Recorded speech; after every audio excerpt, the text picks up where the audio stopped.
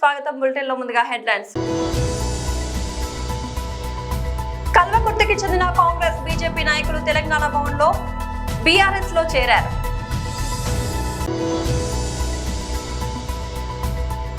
BJP రాష్ట్ర అధ్యక్షుడు శ్రీ ఎన్ రామచంద్రరావు మీడియాను ఉద్దేశించి ప్రసంగిస్తున్నారు.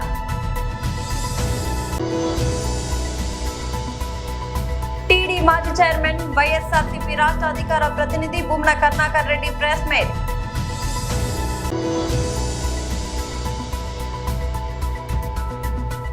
ఏపీలో ఒకవైపు ఎండలు, మరోవైపు వర్షాలు. కల్వకుర్తికి చెందిన కాంగ్రెస్ బీజేపీ నాయకులు తెలంగాణ భవన్లో బీఆర్ఎస్ లో చేరారు. అందరికీ నమస్కారం. జై తెలంగాణ. గౌరవనీయులు సభాధ్యక్షులు కల్వకుర్తి మాజీ శాసనసభ్యులు పెద్దలు శ్రీ జైపాల్ యాదవ్ గారు, గౌరవనీయులు పార్టీ ప్రధాన కార్యదర్శి, మీ అందరికీ ఆప్తులు సుపరిచితులు పెద్దలు డాక్టర్ ఆర్ఎస్ ప్రవీణ్ కుమార్ గారు, గౌరవనీయులు మన మిషన్ భగీరథకి ఉపాధ్యక్షులుగా పనిచేసిన సోదరులు ఉప్పల వెంకటేష్ గారు, ఫుడ్ కమిషన్ అధ్యక్షులు గౌరవనీయులు శ్రీ గోలి శ్రీనివాసరెడ్డి గారు, సోదరిమణి మన విజితారెడ్డి గారు, అట్లాగే వేదికపైన ఆసీనులైన సీనియర్ నాయకులందరికీ, ఎల్ఎన్ రెడ్డి గారికి, జైపాల్ రెడ్డి గారికి, రమేష్ రెడ్డి గారికి, వెంకటేష్ గారికి, ఇంకా శ్రీనివాస్ రెడ్డి గారికి, విష్ణువర్ధన్ రెడ్డి గారికి, శ్రీనివాస్ యాదవ్ గారికి, నిర్మల గారికి, లాలయ్య గౌడ్ గారికి, విజయ్ గారికి, శంకర్ నాయక్ గారికి, చిటికెల శేఖర్ యాదవ్ గారికి, అందరికీ పేరు పేరున ఈరోజు పార్టీలో ఇప్పుడే చాలా ఉద్వేగంగా ఉద్విగ్నంగా తన ప్రస్థానాన్ని వివరిస్తూ మరి ఎందుకు ఇవాళ బీఆర్ఎస్లో నేను చేరుతున్నాను అని చాలా స్పష్టంగా క్లుప్తంగా మనందరికీ అర్థమయ్యేటట్టు మరి వివరించడమే కాకుండా పుట్టిన తన జన్మభూమికి తన వంతుగా ఉడతా భక్తిగా తాను చేయగలిగినంత తన సొంత కెపాసిటీలో చేస్తున్న మా సోదరుడు శ్రీధర్ గోవింద్ గారికి, అట్లాగే ఈ కార్యక్రమంలో మరి అక్కడ కల్వకుర్తిలో ఉన్న అరాచక పరిస్థితులను తట్టుకొని గెలిచి వచ్చిన మా సర్పంచ్ సోదరులందరికీ పేరు పేరున, సోదరిమణులకి, గెలిచిన వాళ్ళకి కాకుండా ఓడినా ఇవాళ జెండా దించకుండా పోరాడుతున్న మా సోదరులకి సోదరిమణులకి వేరు పేరున అందరికీ, పత్రికా మిత్రులకి అందరికీ నమస్కారాలు. అధికారము రావడము పోవడము ఇవన్నీ కూడా రొటీన్గా జరిగే కార్యక్రమాలు. 5 ఏళ్ళకు ఒకసారి ఎన్నికలు వస్తాయి. వచ్చినప్పుడు ప్రజలకి ఎవరు నచ్చితే వాళ్ళకి ఓట్లేస్తారు. ఓట్లేసిన తర్వాత ఎవరికి మెజారిటీ స్థానాలు వస్తే వారు ప్రభుత్వాన్ని నిర్వహించే బాధ్యత వారు తీసుకుంటారు. ఇది ప్రజాస్వామ్యంలో 5 ఏళ్ళకు ఒకసారి జరిగే తంతు. నాయకులు మారుతూ ఉంటారు, పార్టీలు మారుతూ ఉంటాయి, ప్రభుత్వాలు మారుతూ ఉంటాయి. కానీ ప్రజల స్థితిగతులు మారినాయా లేదా అని మాత్రం మనం విశ్లేషించుకోం. వాస్తవం ఏమంటే ఇందాక శ్రీధర్ గోవింద్ గారు మాట్లాడుతున్నప్పుడు నేను కూడా ఆలోచిస్తూ ఉంటాను. సోదరుడు తన ఆలోచన విధానం, తను ఆనాడు ఉద్యమ సమయంలో తన వంతుగా 1000 మైళ్ళ దూరంలో ఉన్న, 1000 కిలోమీటర్ల దూరంలో ఉన్న నా వంతుకు నేను ఏం చేయాలని చెప్పి టీవీ ముందు జై తెలంగాణ అన్న పరిస్థితి, సోషల్ మీడియాలో తనకంటూ ఒక వాయిస్ అజ్ఞాతంగానే ఉంటూ తాను బయటపడకుండా, తన ఫోటో పెట్టుకోకుండా, పేరు పెట్టుకోకుండా తెలంగాణ బ్లాక్ వాయిస్ అని పేరు పెట్టి మరి ఆ రోజు తను ఏ రకంగా ఉడతా భక్తిగా ఉద్యమానికి సాయం చేసిండు ఇవన్నీ చెప్తా ఉంటే నేను మనసులో అనుకుంటా ఉన్నా, ఇట్లా ఎంతోమంది అజ్ఞాత సూర్యుల వల్లే కదా ఇట్లా ఎంతో వేలాది మంది, లక్షలాది మంది. ఇప్పుడు శ్రీధర్ గోవింద్ గారు చెప్తుంటే నాకు చాలా గొప్పగా అనిపించింది. బీజేపీ రాష్ట్ర అధ్యక్షుడు శ్రీ ఎన్ రామచంద్రరావు మీడియాను ఉద్దేశించి ప్రసంగిస్తున్నారు. అందరికీ నమస్కారం. ఈరోజు ఎంపీ, ఎమ్మెల్యే, ఎమ్మెల్సీస్ ఒక మీటింగ్ జరిగింది ఇక్కడ. అందులో రేపు 10వ తారీఖు నాడు నరేంద్ర మోదీ గారు మొట్టమొదటిసారిగా పార్లమెంట్ ఎన్నికల తర్వాత మన రాష్ట్రానికి రాబోతూ ఉన్నారు. హైదరాబాద్ నగరంలో దాదాపు 8,000 కోట్ల, సుమారు 7,700 కోట్లు ఉంది. 8,000 కోట్ల ఒక పని ఏదైతే పెండింగ్ ఉందో అవన్నీ కూడా వారు ఇక్కడి నుంచి వర్చువల్గా ఇనాగ్రేట్ చేయడం జరుగుతుంది. తదనంతరం ఒక బహిరంగ సభ, మొట్టమొదటిసారిగా హైదరాబాద్ నగరానికి రావటము, నేను అధ్యక్షుడైన తర్వాత కూడా ఇది మొదటి వారి ఒక రాక హైదరాబాద్కు, తెలంగాణకు. కాబట్టి పెద్ద ఎత్తున వారికి స్వాగతం పలకాలని చెప్పేసి కూడా నిన్న ఆ తరపు నుంచి తెలంగాణ ప్రజలకు హైదరాబాద్ ప్రజల్ని కోరుతా ఉన్నాను. ఈ యొక్క పెరేడ్ గ్రౌండ్స్లో సాయంకాలం పూట 3 గంటలకు మొదలయ్యే కార్యక్రమం. వారు బెంగళూరు నుంచి ఇక్కడ వస్తారు. ఇక్కడ వచ్చి ఎయిర్పోర్ట్ దగ్గరనే వారు గవర్నమెంట్ ప్రోగ్రాంలో ఇనాగ్రేట్ చేసి పెరేడ్ గ్రౌండ్ రావడం జరుగుతుంది. ఈరోజు భారతీయ జనతా పార్టీ రాష్ట్రంలో ఒక ప్రత్యామ్నాయంగా ముందుకు పోతున్నటువంటి ఒక విషయం ఇది.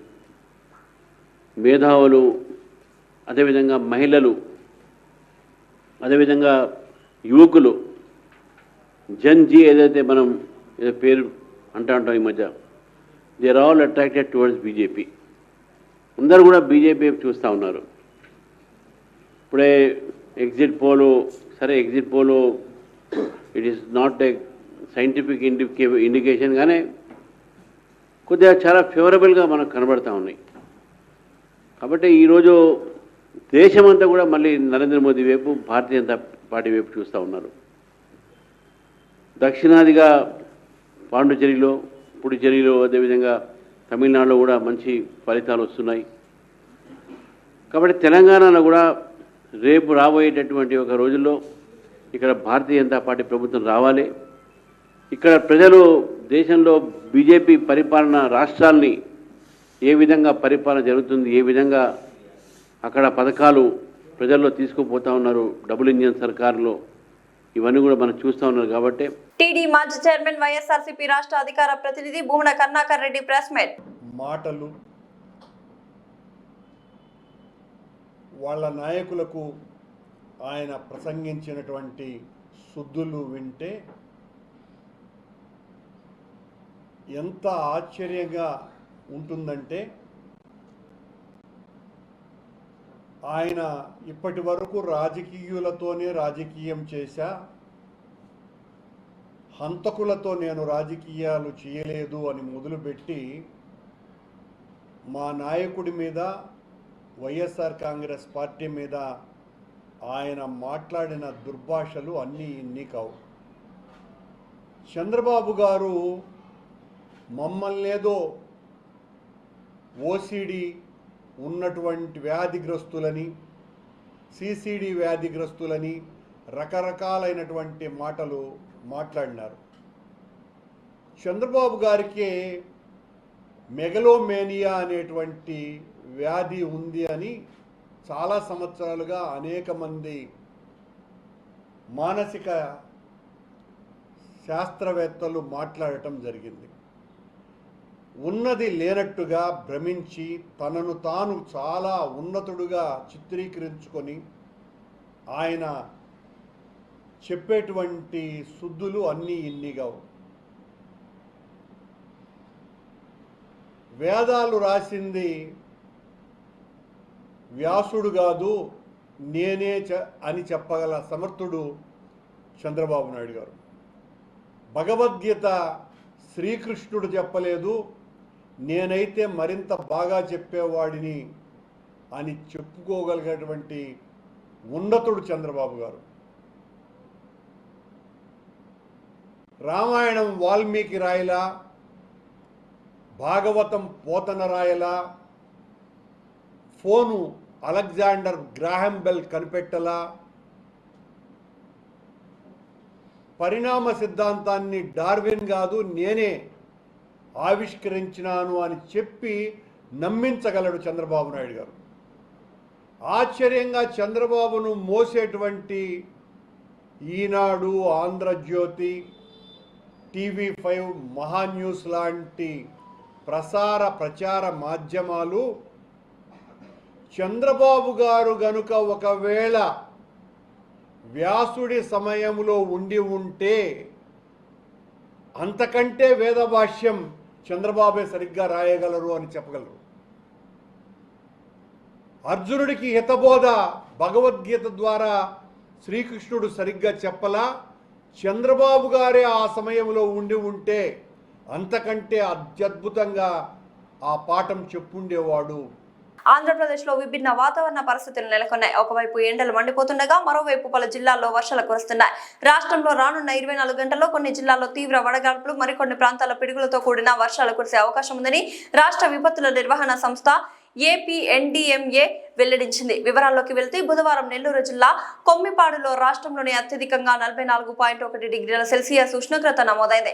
బుధవారం విజయనగరం, పార్వతీపురం, మన్యం, అల్లూరి సీతారామరాజు జిల్లాలోని 10 మండలాల్లో తీవ్ర వడగాల్పులు, మరో 20 మండలాల్లో వడగాల్పులు వీచే అవకాశం ఉందని ఏపీఎస్డీఎంఏ తెలిపింది. మరోవైపు ద్రోణి ప్రభావంతో రాష్ట్రంలో వర్షాలు కూడా నమోదవుతున్నాయి. విశాఖపట్నం, అనకాపల్లి జిల్లాలో పిడుగులతో కూడిన వర్షాలు కురిసే అవకాశం ఉంది. అలాగే రాయలసీమ, ఉత్తరాంధ్రలోని పలు జిల్లాల్లో తేలికపాటి నుంచి మోస్తారు వర్షాలు పడవచ్చని అంచనా వేసింది. ఈ నేపథ్యంలో ప్రజలు అప్రమత్తంగా ఉండాలని విపత్తుల సంస్థ సూచించింది. ఉరుములు, మెరుపులతో వర్షం కురుస్తున్నప్పుడు రైతులు, పశువుల కాపర్లు చెట్ల కింద ఆశ్రయం పొందవద్దని హెచ్చరించింది. అదేవిధంగా ఎండల తీవ్రత దృష్ట్యా ప్రజలు వడదెబ్బ తగలకుండా తగిన జాగ్రత్తలు తీసుకోవాలని కోరింది. మల్లారెడ్డి విద్యా సంస్థల ఆధ్వర్యంలో నిర్వహించే ఎంఆర్జేఈ 2026 మల్లారెడ్డి జాయింట్ ఎంట్రన్స్ ఎగ్జామ్ కు సంబంధించి కీలక ప్రకటన వెలువడింది. ఇంజనీరింగ్ ప్రవేశాలకు నిర్వహించే ఈ పరీక్ష ద్వారా ప్రతిభావంతులైన విద్యార్థులకు భారీ స్కాలర్షిప్లు అందించనున్నట్లు యూనివర్సిటీ ప్రతినిధులు తెలిపారు. మైసమ్మగూడలో Mallareddy university, Mallareddy deemed 2B university, Mallareddy Vishwa Vidyapeetham సంయుక్తంగా ఈ పరీక్షను నిర్వహిస్తున్నాయి. మే 14, 2026 జరగనున్న ఈ పరీక్షకు ఇప్పటికే దరఖాస్తుల స్వీకరణ ప్రారంభమై మే 12 చివరి తేదీగా నిర్ణయించారు. పరీక్ష మొత్తం 90 ప్రశ్నలతో 90 మార్కులకు ఉంటుంది. మ్యాథ్స్, ఫిజిక్స్, కెమిస్ట్రీకి తలా 25 ప్రశ్నలు, ఇంగ్లీష్ 15 ప్రశ్నలు ఇవ్వబడతాయి. పరీక్షా సమయం 90 నిమిషాలు. ఆన్లైన్ ట్రాక్వర్డ్ విధానంలో నిర్వహించే ఈ పరీక్షను మొబైల్, ల్యాప్టాప్ లేదా డెస్క్టాప్ ద్వారా రాయవచ్చు. ముఖ్యంగా ఈ పరీక్షలో నెగిటివ్ మార్కింగ్ ఉండదు. ఈ పరీక్ష ద్వారా ఎంపికైన విద్యార్థులకు మొత్తం 10 కోట్ల స్కాలర్షిప్లు అందించనున్నట్లు నిర్వాహకులు వెల్లడించారు. పరీక్ష ఫలితాలు మే 18న విడుదల కానున్నాయి. అలాగే ఇంజనీరింగ్ అభ్యర్థులకు మే 24న ఖమ్మం, నల్గొండ, కరీంనగర్, నిజామాబాద్, వరంగల్, మహబూబ్ నగర్, కర్నూలు జిల్లాల్లో కెరీర్ గైడెన్స్ మరియు కౌన్సిలింగ్ కార్యక్రమాలు నిర్వహించనున్నారు. విద్యార్థులు ఈ అవకాశాన్ని వినియోగించుకొని మెరుగైన విద్యా అవకాశాలను సాధించుకోవాలని యూనివర్సిటీ అధికారులు సూచించారు.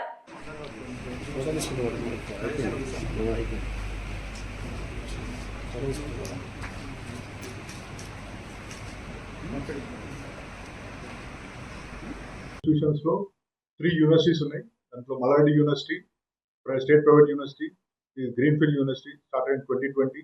అదేవిధంగా Malla Reddy MR deemed 2B university, మన సెంట్రల్ గవర్నమెంట్ నుంచి వచ్చింది. అదేవిధంగా మల్లారెడ్డి విశ్వ విద్యాపీఠ్. సో ఈ 3 యూనివర్సిటీలు కలిపి MR JEE joint entrance examination, Malla Reddy joint entrance exam అనేది 14th మే రోజు కండక్ట్ చేయడం జరుగుతుంది. ఇదంతా కూడా కంప్లీట్ కూడా ఆన్లైన్ ఎగ్జామ్. దీనికి రిజిస్ట్రేషన్స్ అంతా కూడా డైరెక్ట్ వెబ్సైట్ నుంచి మీరు చేసుకోవచ్చు. So online exam plus almost ఈజీగా చెప్పినట్టు 90 minutes ఎగ్జామ్ ఆన్లైన్ ఉంటుంది. డైరెక్ట్ వెబ్సైట్ నుంచి అందరూ కూడా రిజిస్టర్ చేసుకోవచ్చు.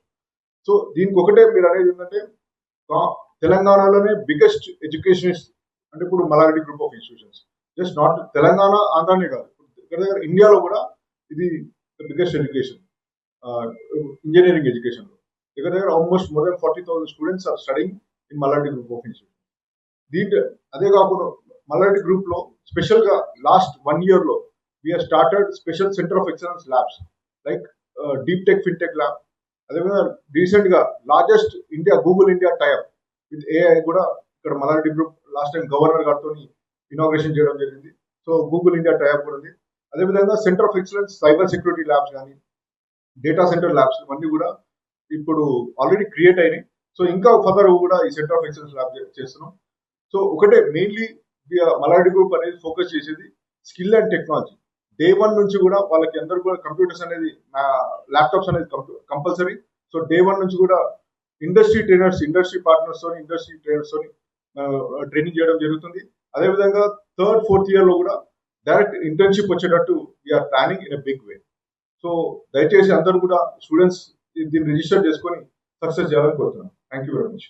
It's a great honor for us and a great moment for all our 3 universities to launch the entrance test, the common entrance examination of our entire group, which is going to be common for all the 3 universities. And the name is MRJEE. This is especially for the engineering background. And today, I think it's a very auspicious day for all of us because it is very important for the universities to ensure fair selection of all the numerous applicants, because all these applicants come from different academic boards.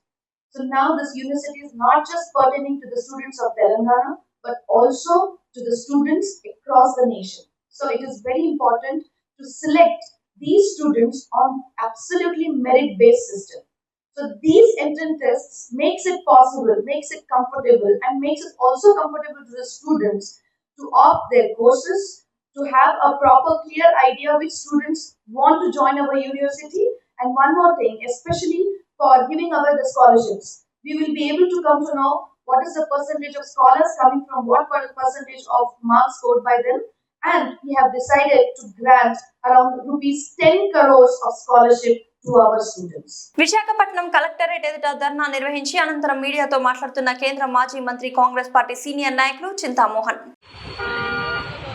ఈరోజు Visakhapatnam collector office ముందుకు రావడానికి కారణం ముఖ్యంగా రాష్ట్రంలో ఉన్నటువంటి 6 లక్షల రాష్ట్ర ప్రభుత్వ ఉద్యోగస్తుల సమస్య. 6 లక్షల మంది రాష్ట్ర ప్రభుత్వ ఉద్యోగస్తులు ఈరోజు కష్టాల్లో ఉన్నారు. రాష్ట్ర ప్రభుత్వ ఉద్యోగస్తులు అప్పుల్లో ఉన్నారు.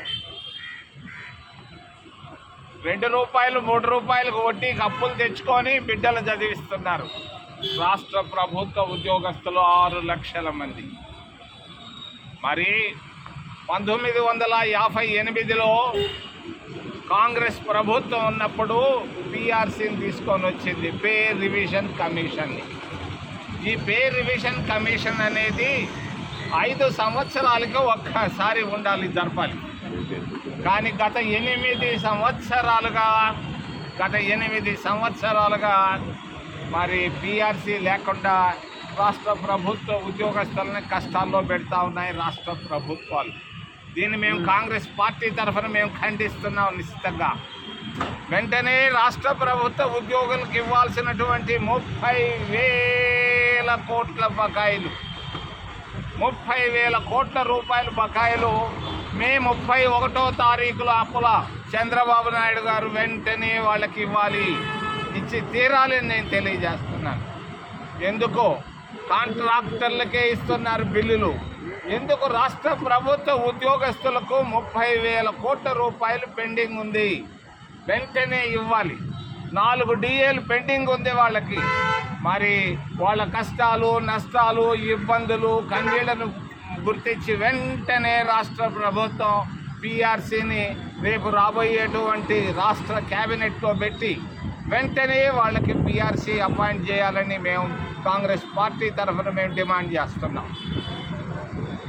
రెండో విషయం, జర్నలిస్టు సొంత చంద్రబాబు నాయుడు గారి జిల్లాలోనే నిన్న మర్డర్ చేయడం జరిగింది. ఎలా ఉందో ప్రజాస్వామ్యాన్ని మనం ఒకసారి ఆలోచించక తప్పదు.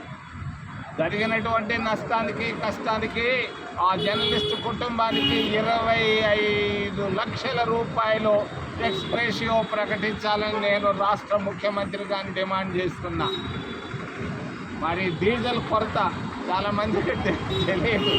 డీజిల్ కొరత ఎందుకు వచ్చాయి, ఎండలు వేడి ఎందుకు వచ్చింది కూడా చాలామందికి తెలియదు. డీజిల్ కొరతకు బాధ్యత యుద్ధం ఎందుకు వచ్చింది ప్రపంచంలో చాలామందికి తెలియదు. ఇది ఎప్స్టీన్ ఫైల్స్ వల్ల వచ్చింది. కొల్లూరు గ్రామంలో గురు రాఘవేంద్ర ఫిల్లింగ్ స్టేషన్ దగ్గర పెట్రోల్ కోసం బారులు కట్టిన వాహనదారులు, యూరియా పెట్రోల్ కోసం క్యూలైన్లో నిలబడి అవస్థలు పడుతున్న అన్నదాతలు, దుకాణదారులు, పెళ్లిళ్లు, వాహనాలకు పెట్రోల్ డీజిల్ లేక అవస్థలు పడుతున్న ప్రజలు. పెట్రోల్ డీజిల్ వల్ల కొంతమంది దళారులు డబ్బాల్లో నిల్వ చేసుకుని లీటర్ పెట్రోల్ 220 రూపాయల నుంచి 240 వరకు అమ్ముతున్నారు. ఇప్పటికైనా ప్రభుత్వ అధికారులు చమురు సంస్థలపై చర్చలు జరిపి సామాన్య ప్రజలకు మేలు చేయాలని ప్రజలు కోరుతున్నారు.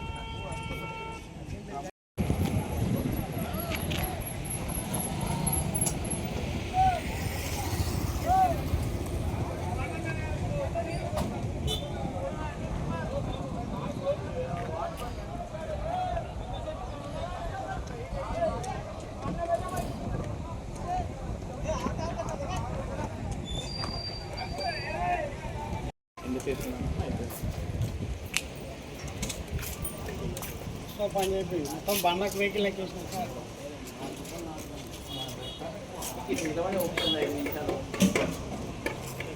బులెటిన్ ముగించే ముందు హెడ్లైన్స్ మరోసారి.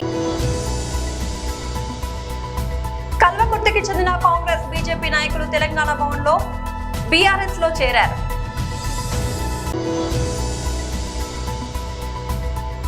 బీజేపీ రాష్ట్ర అధ్యక్షులు శ్రీఎన్ రామచంద్రరావు మీడియాను ఉద్దేశించి ప్రసంగిస్తున్నారు.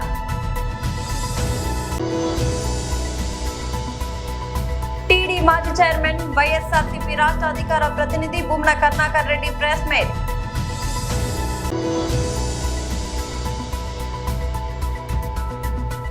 ఏపీలో ఒకవైపు ఎండలు మరోవైపు వర్షాలు. ఇది వాళ్ళ బులెటిన్ అప్డేట్. మరొక బులెటిన్ లో మళ్ళీ కలుద్దాం. అంతవరకు సెలవు.